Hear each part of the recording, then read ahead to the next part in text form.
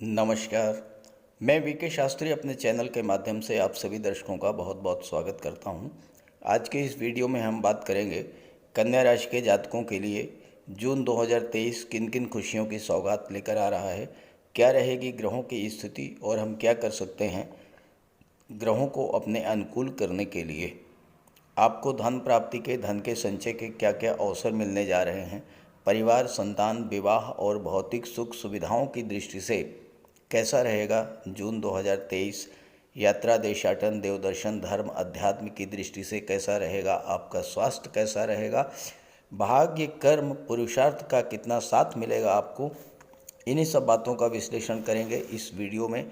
ये विश्लेषण आपकी चंद्र राशि के आधार पर किया जा रहा है और वीडियो के अंत में मैं आपको ग्रहों के उपाय भी बताऊंगा। तो चलिए वीडियो शुरू करते हैं। तो ये है कन्या राशि के जातकों की कुंडली। कन्या राशि के स्वामी हैं युवराज बुध, और बुध का गोचर कुंडली के नवम भाव, भाग्य भाव में सूर्य के साथ है। सूर्य यहाँ पर 15 जून तक रहेंगे। इसके बाद सूर्य दशम में आ जाएंगे, जहाँ पर सूर्य दिग्बली होते हैं। बुध 8 जून से 24 जून तक भाग्य भाव में रहेंगे। मंगल और शुक्र का गोचर लाभ के भाव में है, केतु धन के भाव में, शनि छठे भाव में, और गुरु और राहु अष्टम में गोचर कर रहे हैं। ये तो हैं ग्रह स्थितियाँ। अब आइए इसी के आधार पर विश्लेषण करते हैं जून 2023 का। कन्या राशि बुध की उच्च की राशि है और कन्या राशि के जातक बुध के समान ही अत्यंत बुद्धिमान होते हैं, और कन्या राशि के जातकों की बोलने की क्षमता, सोचने समझने की क्षमता, लिखने की क्षमता बहुत अधिक होती है। बुद्धि और वाणी से संबंधित क्षेत्रों में, जैसे कि शिक्षा का क्षेत्र है, फाइनेंस का क्षेत्र है, आईटी सेक्टर, कंप्यूटर या कम्युनिकेशन का क्षेत्र है, शेयर मार्केट है, मार्केटिंग है, इंश्योरेंस है, इन सब क्षेत्रों में कन्या राशि के जातक जीवन में बहुत आगे जाते हैं। और आपकी कुंडली में देखिए, किसी भी जातक की कुंडली में जो सर्वाधिक महत्वपूर्ण होता है वो होता है लग्न और लग्नेश, और इसके बाद भाग्य और भाग्येश। अब देखिए, लग्न भाव के स्वामी बुध हैं जो कि भाग्य के भाव में गोचर कर रहे हैं, और भाग्य भाव के स्वामी हैं शुक्र जो कि लाभ के भाव में गोचर कर रहे हैं। तो इस तरह से कन्या राशि के जातकों के लिए जून का जो माह है ये बहुत ही शुभ और श्रेष्ठ फल देने वाला होगा। अब बुध का गोचर सूर्य के साथ कुंडली के नवम भाव में है। नवम भाव क्या होता है? भाग्य का होता है। सूर्य के प्रभाव से आप इस समय अत्यंत भाग्यशाली होंगे। सूर्य आपके भाग्य को चमका देगा। साथ ही साथ आपके पुत्र और आपके पिता को भी बुध और सूर्य के बुधादित्य राजयोग का पूरा लाभ मिलेगा।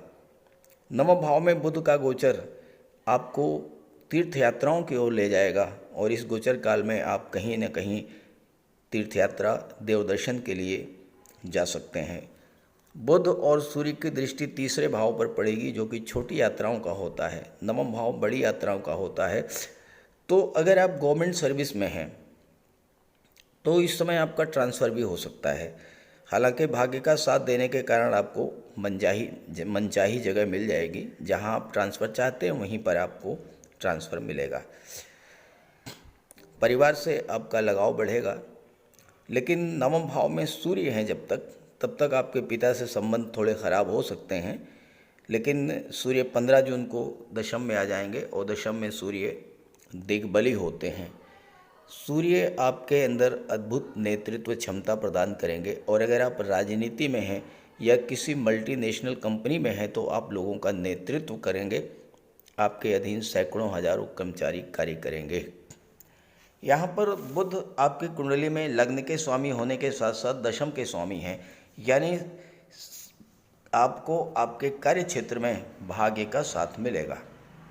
अब आप जो भी कार्य कर रहे हैं, खास करके अगर आप बुध से रिलेटेड कार्य कर रहे हैं, बुद्धि और वाणी से रिलेटेड कार्य कर रहे हैं, आईटी सेक्टर से जुड़े हुए हैं, या आप मार्केटिंग और इंश्योरेंस से जुड़े हैं, या शेयर मार्केट से जुड़े हैं, तो देखिए धन भाव के स्वामी शुक्र हैं और बुध शेयर मार्केट के कारक होते हैं, भाग्य भाव में बैठे हैं। तो इस समय अगर आप शेयर मार्केट में निवेश करते हैं तो आपको उससे धन का लाभ मिलेगा।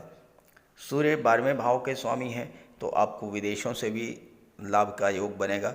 आपको किसी विदेशी कंपनी, किसी मल्टीनेशनल कंपनी में कंप्यूटर कम्युनिकेशन या मैनेजमेंट के क्षेत्र में जॉब भी मिल सकती है। आप विदेश जाना चाहते हैं तो विदेश जाने का प्रबल योग है। और अगर आप उच्च शिक्षा के लिए जाना चाहते हैं तो बहुत ही अच्छा है, क्योंकि उच्च शिक्षा के भाव में सूर्य और बुधादित्य राजयोग बना रहे हैं। तो इस समय आप विदेश जा कर के और किसी भी स्ट्रीम में उच्च शिक्षा प्राप्त कर सकते हैं। सूर्य 12वें भाव में जब गोचर करते हैं और गुरु की पंचम दृष्टि पड़ रही है 12वें भाव पर, तो ध्यान दीजिएगा कि 12वां भाव जो होता है धर्म, अध्यात्म और मोक्ष का होता है। और कन्या राशि के जातक अभी थोड़े दिन हुआ शनि की पनौती से बाहर आए हैं और शनि की दृष्टि अभी भी 12वें भाव पर पड़ रही है। तो देखिए, इस समय आपको जितना ज़्यादा आप अपने आप को धर्म, अध्यात्म से जोड़ेंगे, जितना अधिक आप दान पुण्य करेंगे, जितना अधिक आप लोगों की मदद करेंगे, चाहे वो धन से हो, चाहे मन से हो, चाहे कर्म से हो, किसी भी तरह से आप लोगों की अगर आप मदद करते हैं तो शनि या सूर्य आपके लिए बहुत अच्छा रिजल्ट देने वाले हैं इस गोचर काल में। देखिए, आप कोई ज़रूरी नहीं है कि आप धन से ही मदद करें। आप कहीं किसी वृद्धाश्रम में चले जाइए, अनाथालय में चले जाइए, आप वहाँ थोड़ा समय दीजिए, उनके दुख दर्द को महसूस कीजिए, यही आपके लिए बहुत अच्छा रहेगा। इतना भी अगर आप करते हैं तो आपको भाग्य का भी साथ मिलेगा, विदेशों से भी आपको लाभ प्राप्त होगा। अब बुध यहाँ कर्म भाव के स्वामी हैं और सूर्य 15 जून को यहाँ पर आ जाएंगे, तो कर्म क्षेत्र को चमका देंगे। आइए शुरुआत करते हैं। राशि के स्वामी बुध के बाद जो दूसरा महत्वपूर्ण गोचर है वह है सूर्य का गोचर। सूर्य 15 जून को दशम में आ जाएंगे और दशम में सूर्य दिग्बली होते हैं। बुध भी 24 जून को यहाँ पर आ जाएंगे। सूर्य बुध का बुधादित्य राजयोग बनेगा। सूर्य एक माह तक 15 जुलाई तक दशम भाव में ही गोचर करेंगे। 12वें भाव के स्वामी होकर के दशम में गोचर कर रहे हैं। तो इसका मतलब ये हुआ कि ये जो समय है आपके लिए, ये विदेशों से व्यापार व्यवसाय के लिए, विदेश में नौकरी के लिए, विदेश में सेटल होने के लिए, विदेश में उच्च शिक्षा प्राप्त करने के लिए अत्यंत श्रेष्ठ है ये समय।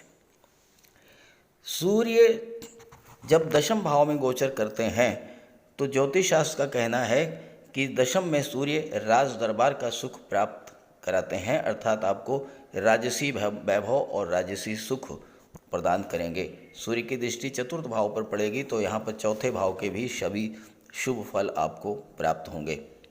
सूर्य आपको शासन प्रशासन के क्षेत्र में सरकारी नौकरी के क्षेत्र में सफलता दिलाने वाले होंगे।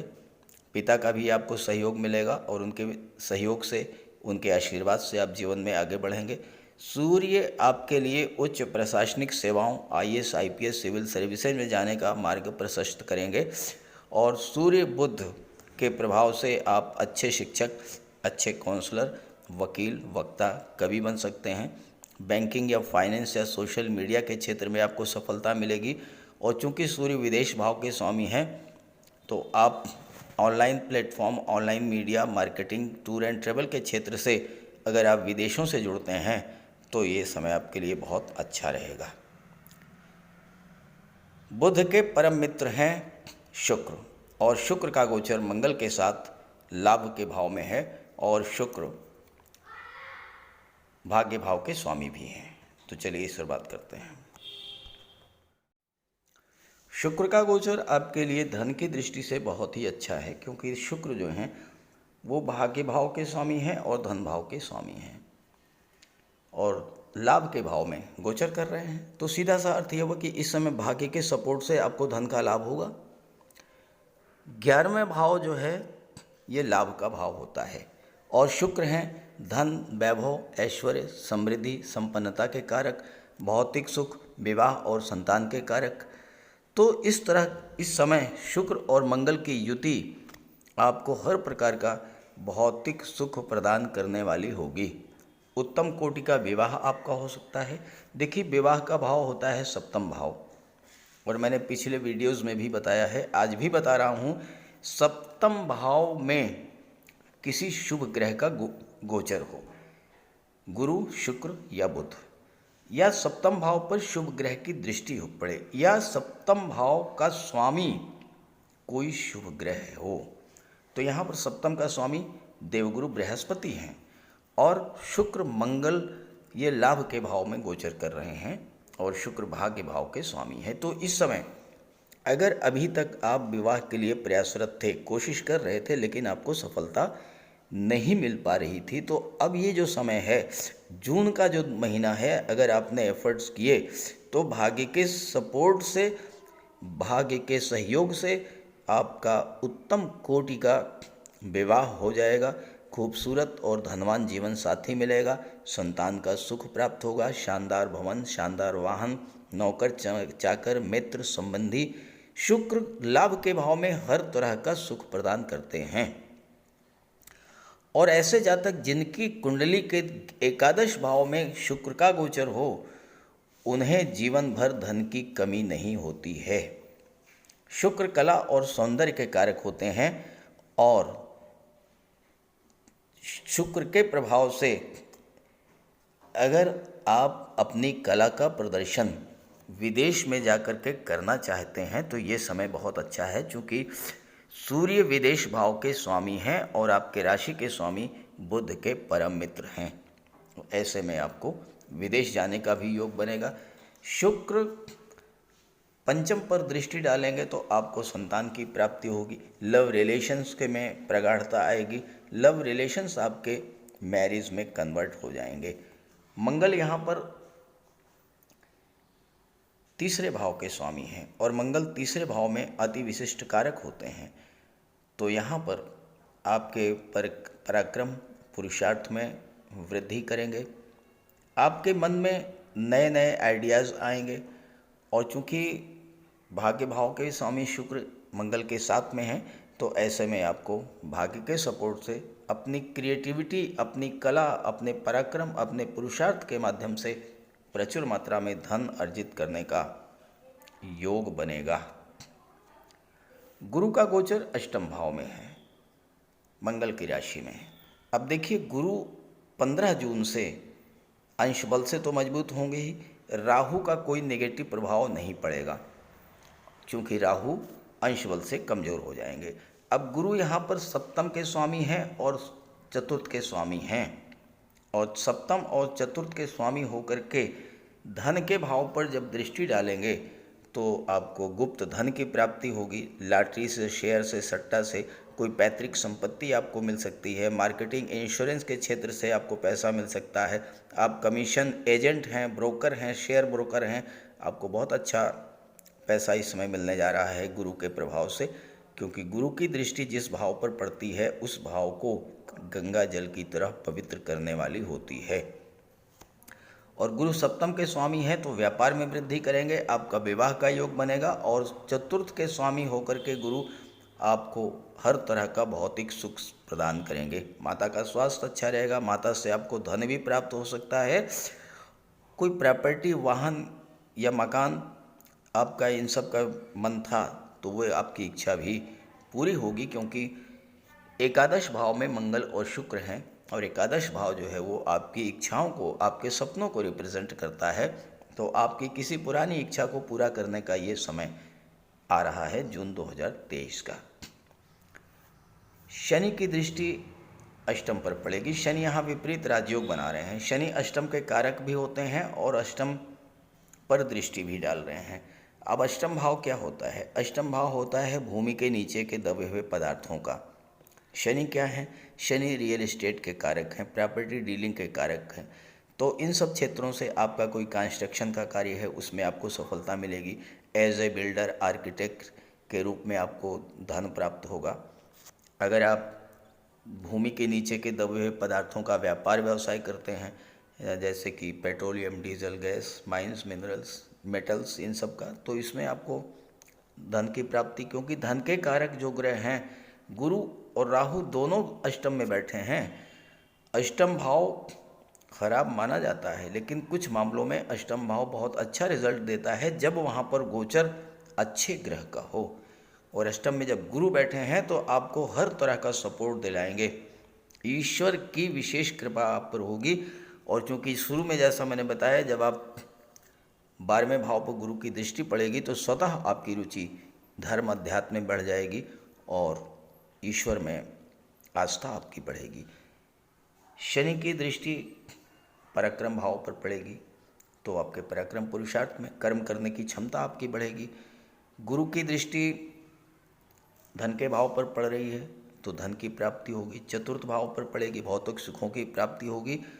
और गुरु की दृष्टि विदेश पर तो विदेश का योग बनेगा। तो इस तरह से कन्या राशि के जातकों के लिए जून का महीना बहुत ही विशिष्ट होने जा रहा है।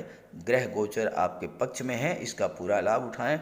और जो भी ग्रह आपकी कुंडली में कमजोर है या जिस ग्रह की महादशा या अंतर्दशा गतिमान है उसका उपाय अवश्य करें। तो बात करते हैं उपायों पर। किसी भी जातक की कुंडली में बनने वाले राजयोगों का संपूर्ण लाभ उसे तब मिल पाता है जब राजयोग बनाने वाले ग्रह कुंडली में मजबूत स्थिति में हों। और ज्योतिष शास्त्र में ग्रहों को बल प्रदान करने के लिए उपायों की व्यवस्था की गई है।